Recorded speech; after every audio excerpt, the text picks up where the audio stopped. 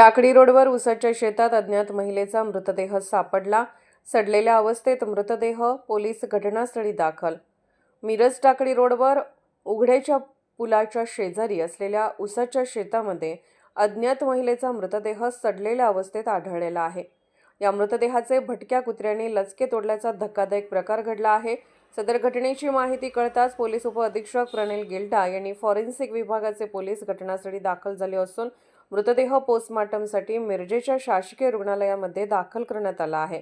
टाकळी रोडवरील पुलाच्या शेजारी शेतकरी कुमार पाटील यांच्या उसाच्या शेतामध्ये अनोळखी महिलेचा मृतदेह सडलेल्या अवस्थेत आढळून आला. त्यामुळे या परिसरामध्ये खळबळ माजली.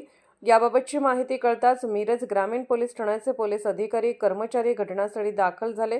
सदर महिलेची ओळख पटवण्याचे काम सुरू असून हा मृत्यू आहे का की घातपात आहे याबाबत पोलीस तपास करत आहेत.